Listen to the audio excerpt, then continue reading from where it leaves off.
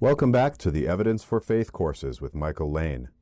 If you are enjoying our content and would like to hear more courses just like this one, you can become a donor at evidenceforfaith.org/give. That's evidence, the number 4, faith.org/give. And while you are on the website, make sure to check out our other events and bookings. Our next big event is the Marine Biology Adventure course for ages 14 and up. This introductory level marine biology course includes a variety of hands-on experiences and close encounters with God's creation. This is one of the most budget-friendly marine biology programs in the country and the only one with a core Christian foundation. To find out more about this program, visit evidenceforfaith.org/marinebiology or check the events tab on the website. You can find these links and more in the description below. Thank you for listening and enjoy the course.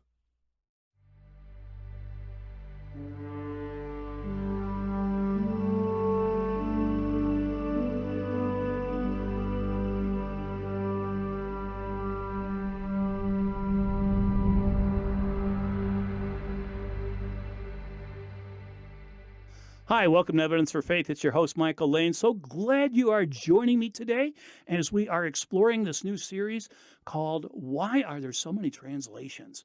Why are there so many different versions of the Bible? If the Bible is the Word of God, critics often wonder, and even Christians sometimes, how can there be so many different versions of it? And what's the difference between them? Why do we have all these? Well, in this series, we're going through 20 different translations, and this is the first one we're going to tackle today and get into and describe how this Bible was put together and what are the unique features you find in this Bible. See if you can figure out what it is by me reading this passage. I'm going to read out of this Bible, it's Matthew chapter 16, starting in verse 13, going through 16. See if you can figure out what translation this is by the way it sounds. And it begins, when Jesus came into the coasts of Caesarea Philippi, he asked his disciples, saying, whom do men say that I, the Son of Man, am? And they said, some say that thou art John the Baptist, some Elias, and others Jeremias, or one of the prophets. And he saith unto them, but whom say ye that I am? And Simon Peter answered and said, thou art the Christ, the Son of the living God. Well, were you able to figure out what translation this was? Of course, this is the King James Version, sometimes called the Authorized Version. And it is a classic. It is still one of the best-selling translations of the Bible today. It's amazing that this is still in the top 5 selling Bibles that are around today. And to be honest with you, I frequently still use the King James Version. I memorized most of my Bible verses when I was a child using the King James Version. I went through Awanas and in Sunday school classes, and the church we attended used the King James. Of course, this was a long time ago. This was back in the 1960s. But anyway, I want to tell you one other little story concerning the King James. You see, a few years back, actually, it was more than a few. When you get my age, a few can mean more than just 2. It can mean like a couple of decades. A couple of decades ago, I was having a conversation with a scientist friend of mine, and we were just talking. I don't remember what the content of our discussion was, but I said something having to do with the King James Version, and he stopped me. Now, this is a person with multiple degrees, very intelligent scientist, colleague of mine, and he says, Michael, you do realize that the Bible didn't exist in written form until 1611. And I paused for a moment thinking, why did he say 1611? And of course, it dawned on me, that's when the King James Version was authorized in the year 1611 AD. And so I responded back to him. I said, wait a minute, do you mean to tell me that you think the King James Version was the first written Bible? He says, yes, it was. It was. Everybody knows that. Why are you even questioning me on this? And I go, I can't believe that you don't know that there were many Bibles before this. And I said, in making the King James Version, as when King James authorized this, he told the people who were working on this, the scholarly committee, to use these different Bibles and use all sources available. So they had the Greek and the Hebrew manuscripts, many of these that they had, and they utilized those, but they had more. I said, did you even know there was a Bible called the Latin Vulgate? And it was written in, are you ready? 405 AD. Yes, it was in print in 405 AD, the Latin Vulgate. And it is still, you can still buy copies of it today. It is still used in some churches today. In the Roman Catholicism, they frequently, and in certain churches around the world, still use the Latin Vulgate. But that wasn't the only Bible. I said that in the year 1384, there was Wycliffe's Bible. So we had a Wycliffe Bible that the King James authors had before them that they could utilize to make this new one. There was also the Tyndale Bible. That one was made in 1526, followed by the Coverdale Bible, which was in 1535. And just 2 years after that, in 1537, was the Matthew Bible. And then in 1539, just another 2 years, we have the Great Bible. It's called the Great Bible because it was huge when they made this thing. And then we get to 1560 with the Geneva Bible. The Geneva Bible is the one that Shakespeare often used in some of his writings. And also it's the Geneva Bible is what was brought by the pilgrims and stuff to North America. So the Geneva Bible, you can still buy copies of these. And then there was the Bishop Bible just 6 years later in 1568. The Bishop's Bible existed. Also, there was one called the Douai Bible, and that was in 1609. It's used by many Roman Catholics today. Many churches use that Bible. But all these Bibles existed beforehand, and the committee, the scholars that were authorized to make this King James Version, had access to all of these as they were putting this thing together. So I said, no, the Bible's been in existence in written form, like I say, since the Latin Vulgate for certain, but also there were Greek and Hebrew manuscripts even before that.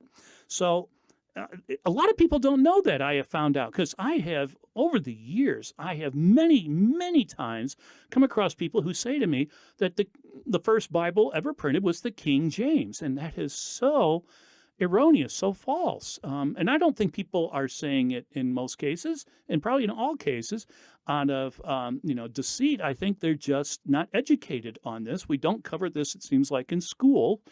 In history and stuff, but for a book that has influenced most of the world in the last 2 millennia, it seems like we should be teaching more about this. And that's why, for one, we have this ministry, Evidence for Faith, to help people understand the background of the Bible and also that the Bible can be trusted.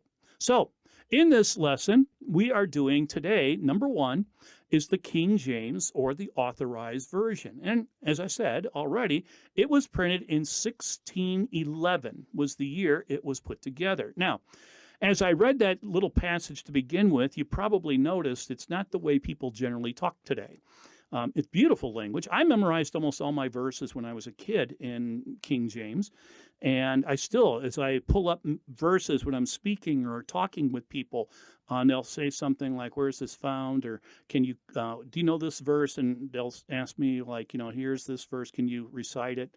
I almost always do it in my mind in King James because that's the way I memorized it. And then I try and translate it into a modern English as I do it sometimes when I'm talking to people. But anyway, it's a type of translation. Now, we covered in the introduction of this course the 3 different types of versions or translations. There's the formal, there's the dynamic, and then there's paraphrasing.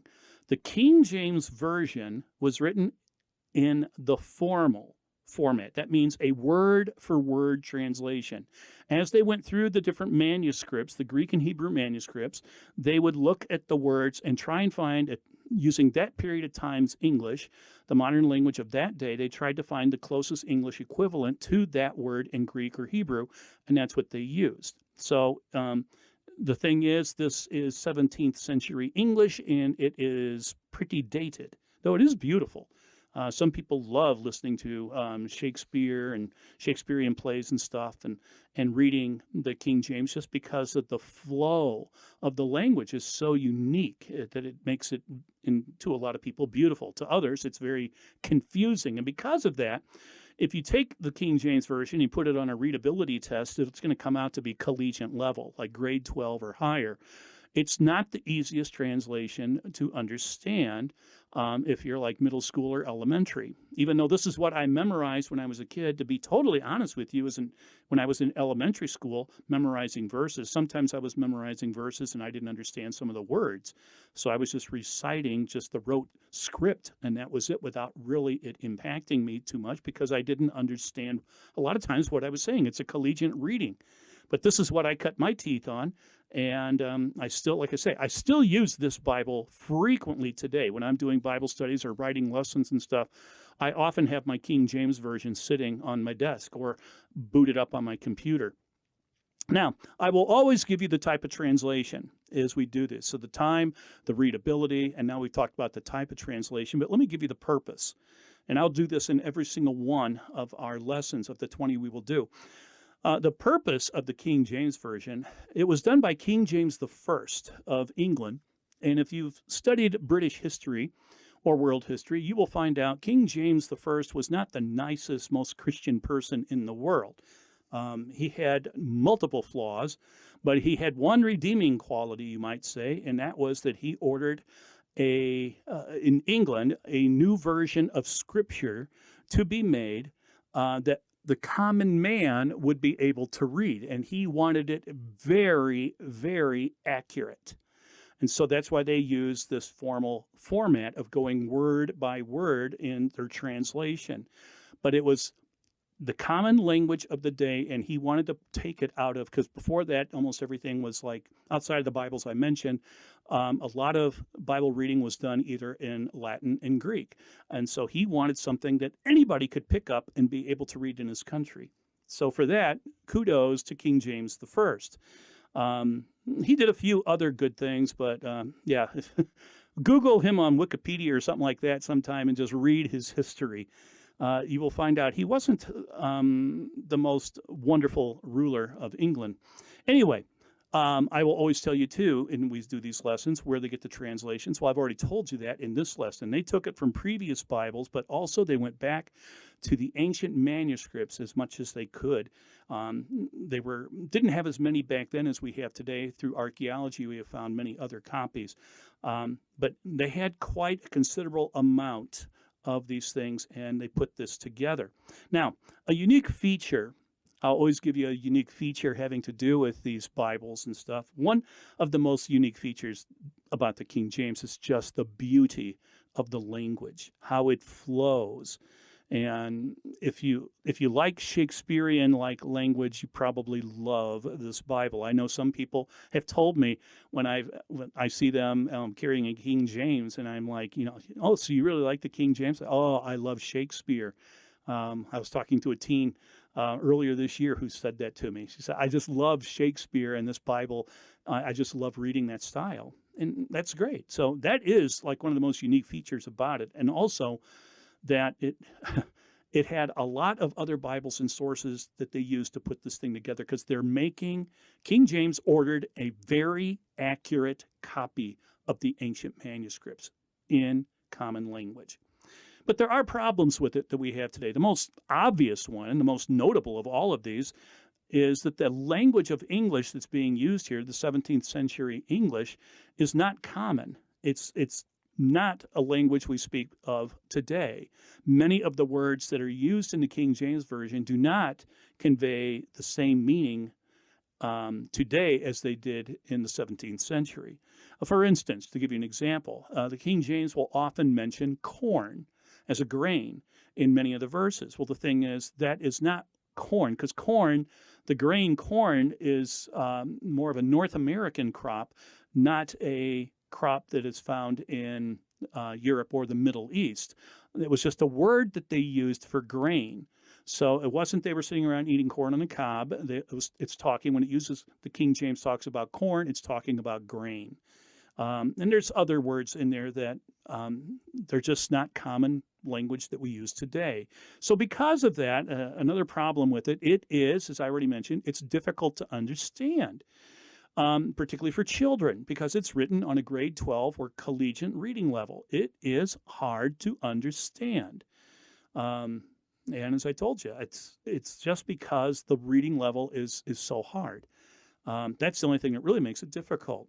And as we said, a third problem with it, the words have different meanings. They're just, some things just don't fit. Now, in each one of these lessons, what I want to do is I'm going to read a passage. It's Titus chapter 2, verses 11 through 13.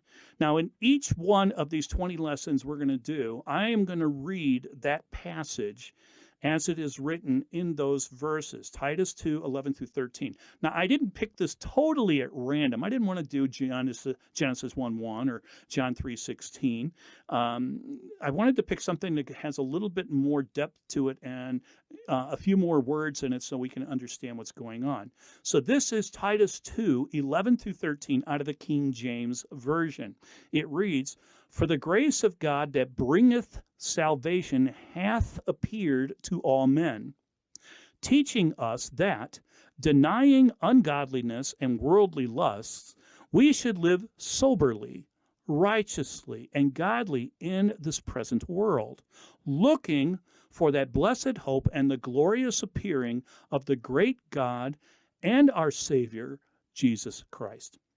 That's the passage. We will use that same passage in every single one of these lessons. And one reason I chose that is because it's a great passage talking about who Christ is and what he came to do. So be familiar. That's a passage that you should memorize. I memorized it out of the King James back when I was in elementary school. And I still, whenever somebody says this, I always think of that phrasing that I just read. Just one other little unique note, little thing about the King James Version, as we just wrapped up this first lesson. Some people believe that the King James is the only accurate version. And they might say that it's the most accurate version, and so it's the only one that can be used. I have actually attended some churches that have stopped me at the door. They have people, ushers, standing at the doorway, either at the building itself or going into the sanctuary. And if they saw me carrying in a different translation, they've asked me to leave it in the foyer or go back and put it in my car because they only allowed the King James. Now, to me, this is very short-sightedness, and I do not like that people do this because the King James, it's been around the most, so it's been edited the most. But even so, there are some things in it that, mostly because of the word changing since the 17th century, that are not quite accurate. There are other more accurate versions that we have today. Even so, it's a great Bible. I use it frequently. If you've ever done Bible studies with a concordance, and you'll notice a concordance often have these numbers for all the different words in the Bible. I have a Bible, a King James Version, with numbers by each one of the words, and that's the concordance, the Strong's numbers, as they're called. And Strong was a guy who counted up in all the different words of the Bible and put numbers to them to help us navigate through a Bible. So a good exhaustive concordance many times will have like the Strong's numbers is what they're called. And by that you know which word, because he tied it to a Greek and Hebrew dictionary. So you can look up a word and see the number of that word. Then the dictionary has that number in it. You can just look up the numbers. You don't have to know the Hebrew and the Greek writing. You can see what the numbers were. So he wrote that as a way of navigating our way through the Bible and seeing definitions of words and stuff. So I use the King James frequently because of that. That's why, as I told you at the beginning of this, I almost always, when I'm doing a Bible study, have my King James open, and it has the Strong's numbers, and I can sit here with my Greek and Hebrew dictionary and actually see what I'm doing. And I do Bible studies many times like that, where I study each one of the individual words. So if you're going to do a word-for-word Bible study, this is a great Bible to use in addition to using a exhaustive, like Strong's exhaustive concordance. I recommend you get one of those. If you don't have one, you can usually get them on sale for under $20. At many Christian bookstores online, they often have sales. Christian book distributors often have them on sale, and they come often with a complete dictionary in the back, Hebrew, Greek dictionary, to help you navigate through the words so you can understand more what the words mean. So in that aspect, the King James, it's a great Bible. It's still a very useful Bible for Bible scholars and stuff. It's an important Bible to use.